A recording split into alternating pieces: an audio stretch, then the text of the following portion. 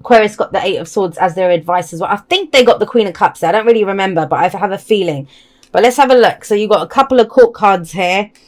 A couple of major arcana as well. Eight of Cups. This is where we're done. We are emotionally done with the situation. I do not want to feel that way anymore. That's what the Eight of Cups says. I do not want to feel that way anymore. I know I invested a lot emotionally into this. And we see this guy. He's like, peace out, people. Like, you know, he's left all the cups behind and he's walking off. It doesn't literally mean that we walk out of a situation. That may be the result. That may be what we end up doing with this energy. But at its core, what it talks about is being emotionally done. It's about not settling. I won't settle for that. You know, I invested a lot emotionally into this situation, but it doesn't serve me anymore. I don't want to settle for being this way anymore. Now, the thing that comes up very strongly, a strong emotional energy is coming up. So some of you may have been feeling this for a while. But with the Eight of Cups coming up here and the Moon, because if he's leaving that behind, like he knows what he doesn't want. And the kind of key to this is the card that comes after is the Nine of Cups. So he's going to look for his ninth cup, his true heart's desire. Some of you don't know what your heart's desire is.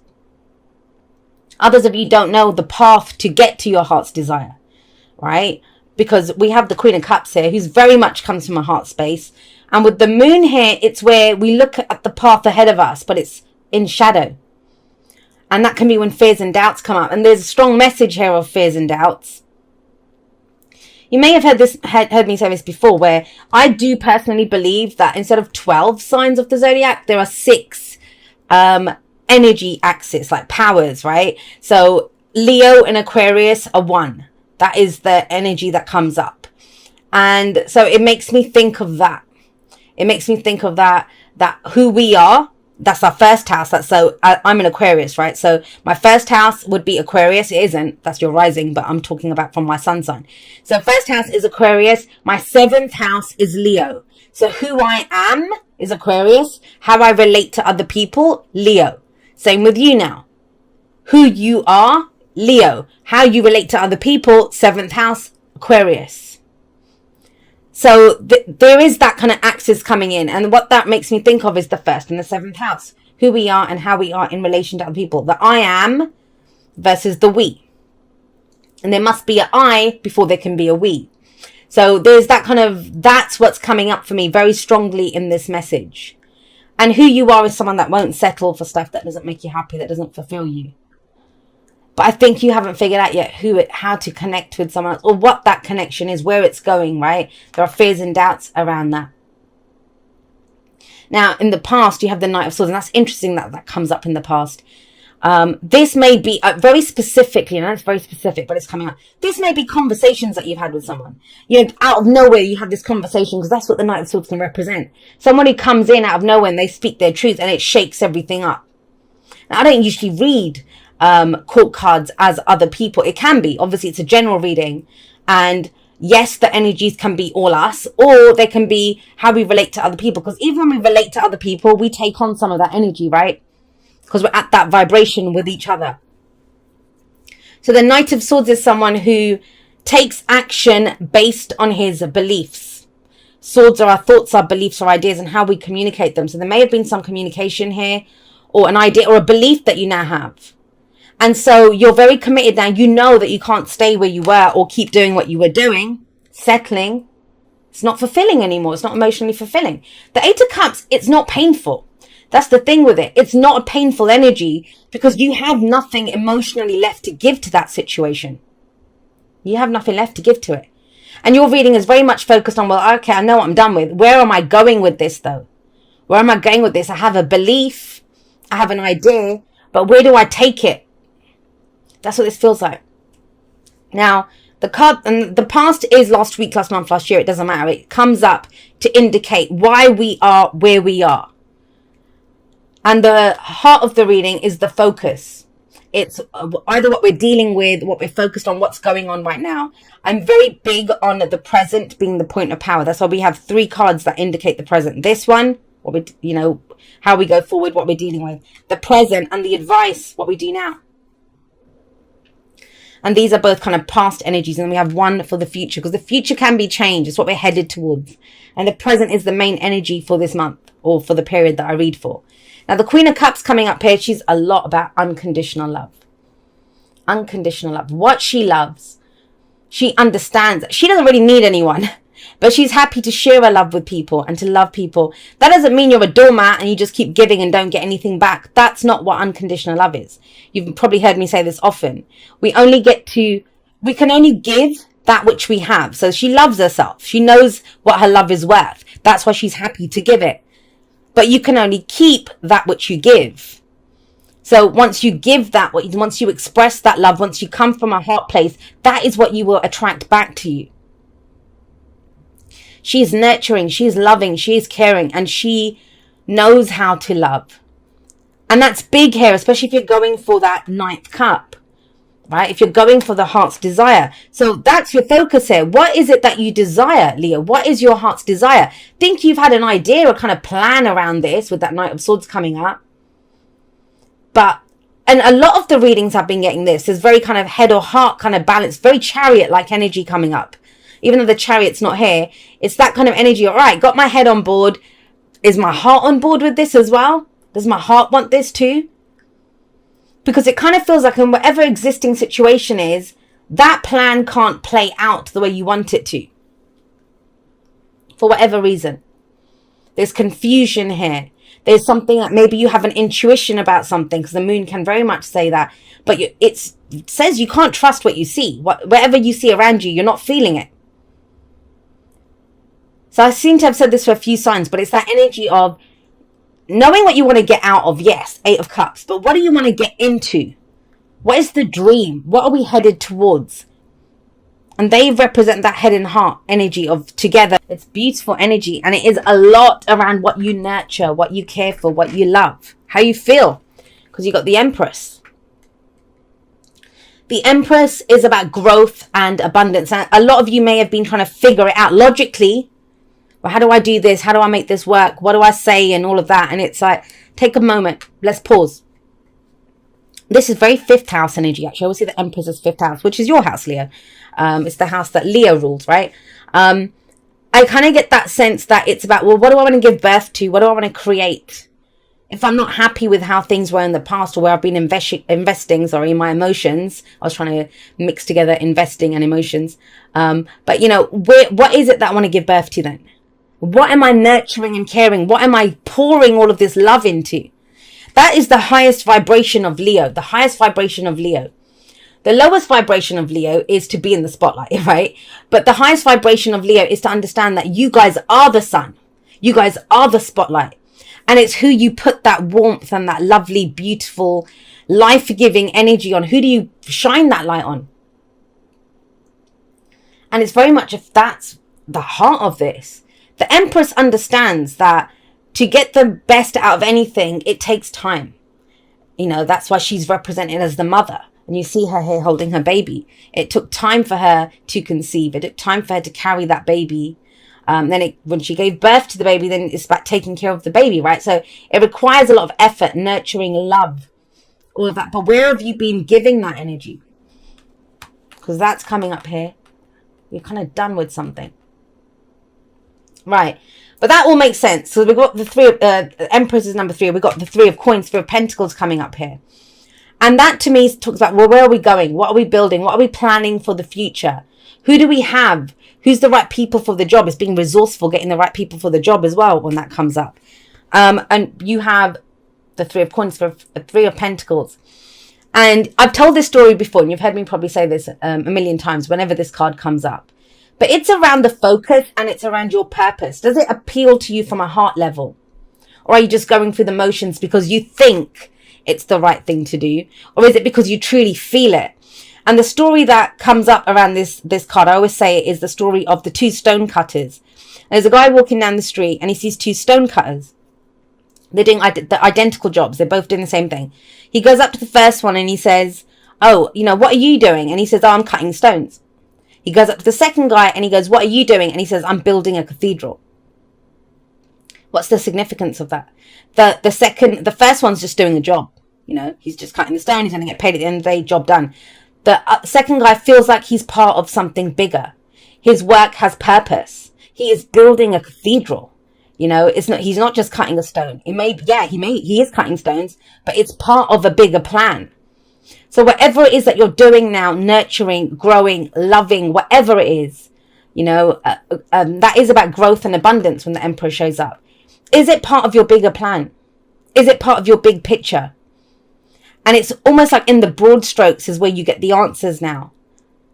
Because you're very clear on what you're dissatisfied with, what doesn't work for you, right? What you're ready to just say, yeah, I'm out of this. I'm done. I want to say this too, because it's for a month. And obviously timings are weird anyway. But some of you might feel like you're just here. It's like, yeah, I don't know, Jay. I don't know what I'm building for the future. I don't know what I'm planning. I don't know what I want to grow. I don't know yet. I have an idea, but I just, it's not kind of hitting me in the, like, you know, getting me in the field. I don't have that. That's what happens here. I'd be very surprised, those of you that this message resonates for, if you don't know by the end of like Libra season or whatever, that you don't have an idea, that you don't know exactly what to do with it. You will know. That's the Three of Coins, which is, yeah, look. This is very much about moving forward. So the ideas there, I'll say this around the Knight of Swords. He will speak his truth, and he's very blunt, tactless almost, like, you know, it's very direct, clear communication.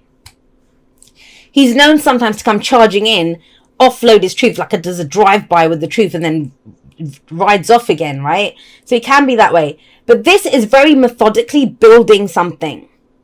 If you've been trying to get a relationship off the ground, if you've been trying to get, I don't know, your business off the ground or your work off the ground, whatever it is, something that you've been trying to build, that home that you want, whatever it is, this is where you get some real traction. There's been talk here, but now the heart's on board. And what that means is that if your heart's on board, it's not going to be involved in stuff that doesn't serve it, that's not self-honoring, that looks like settling. It doesn't matter. Like with that moon there, it's almost like, well, I can't stay here. I don't know where I'm going, but I'm not going to stay here. Anywhere's going to be better than here. And when you get knights, they are about movement. So logically, mentally, that's how we do the air energy, right? You've figured it out. You know that you need to move forward because your belief system has changed.